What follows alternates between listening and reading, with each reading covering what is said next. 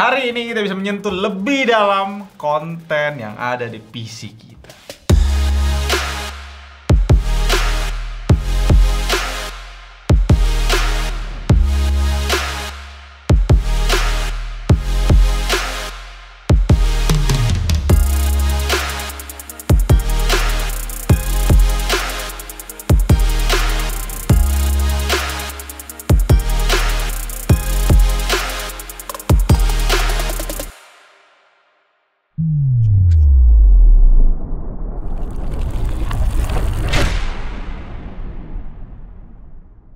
Selamat datang di GTA di channel paling canggih di 2021. Ya, kalian bisa melihat sebuah monitor dengan stand yang nggak biasa di sini. Lu bisa atur posisi monitornya, bisa juga lu dorong sampai monitornya rata dengan meja. Langsung kebayang kan apa yang bisa dilakuin sama monitor ini. Ini Philips 242B9T. Monitor yang sebenarnya model cukup lama ya. Kalau kita cek, ini udah dari tahun 2019. Udah 3 tahun berarti.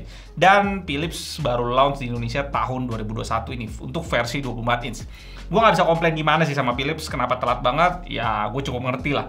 Karena segmen orang yang mau monitor ini pasti kecil banget. Secara spek kalau kita lihat segi monitornya aja nggak ada yang benar-benar spesial. Ya standar lah. 24 inch IPS panel Full HD resolution 60Hz, 93 ppi dan 250 nits brightness. By the way, tadi gue tes pakai HDMI bisa 75Hz deh. Dan tambahan fitur yang paling penting di sini yang membuat harganya melambung jadi 4,1 juta. Fitur touch-nya dengan level sampai 10 jari, 10 fingers, 10 fingers. Buka paint, tarik garis pakai 10 jari, jari ke-11 udah nggak bisa ke-register. Dengan ada fitur touch-nya juga bikin panelnya ini glossy, bukan matte atau anti-glare. Gue suka banget sih panel glossy karena jarang di pasaran yang membuat hal ini jadi pengalaman yang menarik aja. Terakhir cuma gue temuin di monitor standar di LG 32ML600. Warna itu jadi kelihatan keluar gitu dari monitornya. Lebih enak di mata. Di sisi lainnya teknologi touch yang di Philips ini jadi membuat LCD-nya kayak punya jarak ya sama kaca depan. Dan dia juga punya IP65 untuk panel depannya ini doang. Jadi kayak kalau lu nge-spill air kayaknya masih aman. Tapi gue gak berani coba sih men. Takut gue. Lengkap juga di sini ada speaker 2x2 watt yang kita dengerin sama-sama.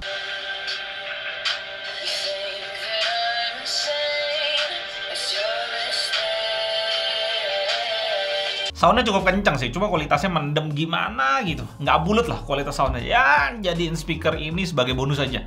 Kalau lu mau suara lebih bagus, tentunya lu tinggal colok speaker di port audio out di belakang. Port lainnya ada audio in, port DSAP atau VGA, HDMI 1.4, port DVI digital dual link, ada juga DisplayPort 1.2, dan terakhir ada 2 USB 3.1 downstream.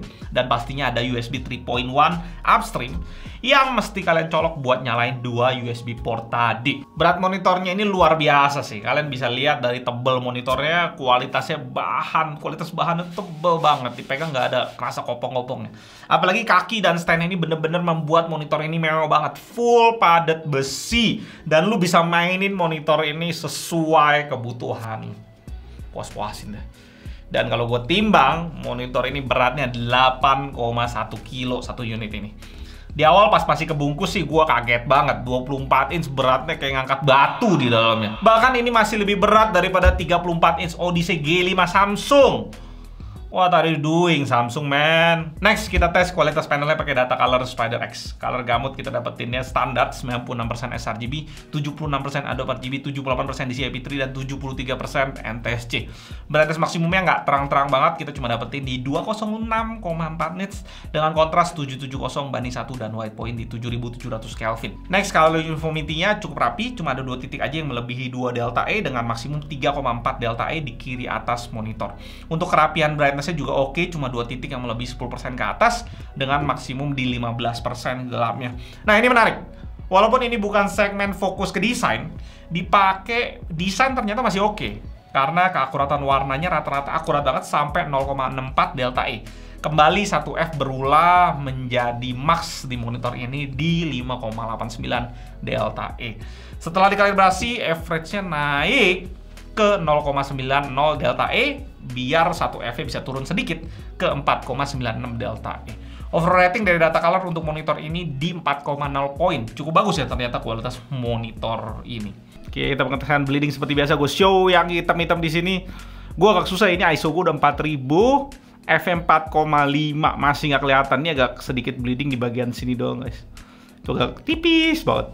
Cuma ya kualitas monitor ini kayaknya udah cukup mahal harganya, jadi ya produksinya mungkin ya lebih baik, jadi bisa lebih rapet itu antara panel dan backlightnya.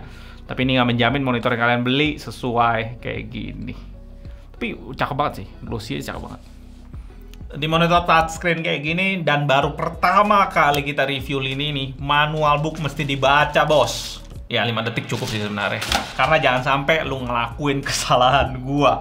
Jadi awalnya gue colok nih ke PC via HDMI. Touch-nya itu nggak jalan. Wah, gua langsung mikir nih, jangan-jangan Windows gua masalah. Hampir gue install ulang. Dan ternyata abis gue baca lagi manual booknya, lu mesti colokin port USB-B atau USB hub ini ke PC atau laptop lu. Tapi harus USB 3.0 ya. Gue colok USB 2.0 nggak jalan. Setelah lu colok, baru bisa power up touchscreen-nya. Jadi sekalian, langsung lu sentuh deh habis-habisan tuh panel bebas. Animenya juga lu bisa sentuh sepuasnya. Nggak butuh driver, langsung plug and play. Pantesan ya, dulu gue review portable monitor ViewSonic TD1655, colok HDMI ke PC, touch-nya nggak mau nyala. Tapi colok USB-C ke laptop, nyala deh touch-nya. Baru inget gue, USB-C udah termasuk USB hub. Kelengkapan lainnya ada adapter plus kabel power, kabel USB hub, dan kabel HDMI. Ada juga extension buat rapihin kabel-kabel belakangnya, tapi sistemnya bukan disatuin ya sama dia, tapi dikasih kayak lubang-lubang kayak gini. Nice juga lah. Monitor ini bisa kalian dapetin seperti gue bilang tadi dengan harga yang nggak murah. 4,1 juta dengan garansi seperti biasa yang kepecah sama Philips. 1+2, total 3 tahun, 1 tahun garansi full, dan 2 tahun sisanya servis aja. Saingan Philips ini sedikit banget di pasaran, ya brand yang main juga nggak banyak. Karena ya kita ngerti lah ya, demand-nya tuh dikit. Dell P2418HT. Harganya di 4550, sebelumnya di 4,3 juta. Ini naik harga, gue nggak ngerti kenapa. ViewSonic TD2423 di 3950. Penasaran sih gue sama ViewSonic yang ini kayak gimana kualitasnya yang lebih murah dari Philips ini. Dan saingan berikutnya ada ViewSonic TD2455. Harganya 5,7 juta. Secara harganya sih sangat-sangat mahal lah kalau kita cuma lihat spek secara panel aja. Full HD 24 inch dong. Tapi ketika lo masukin faktor touchscreen, memang segalanya berubah. Lo nggak bisa cuma ngelihat faktor monitornya aja. Setelah gue diskusi sama Philips sih, segmen ini cocok buat front desk. Misalnya di hotel bintang 5, ketika lo dateng diaturin kamar pakai touch gini kan feel-nya mantep amat gitu ya. Plus biasa hotel mewah tuh bau-bau parfumnya mengundang selera mewah. Mantep memang. Atau kantor-kantor yang mau kelihatan prestigious. Pada saat tamu dilayanin sama front desk yang dia mainin layar kayak gini, impression pertama pasti keren banget. Info berikutnya dari Philips, monitor ini selain dipakai jari mainannya bisa juga pakai pen khusus gambar gitu. Mungkin yang bisa gue temuin di market Microsoft Surface Pen punya atau brand Wacom punya. Gue kemarin tes sih pakai Samsung Note 9 punya pen, ya nggak kebaca sama monitornya. Spesial Samsung kayaknya. Sebenarnya ada satu lagi yang kepikiran di gua, monitor ini cocok buat kasir restoran gitu. Tapi kayaknya restorannya harus yang mewah ya, karena harganya cukup fantastis di 4 juta, belum komputer untuk running monitor ini. Secara harga nggak semua restoran owner mau invest ke monitor mahal kayak gini.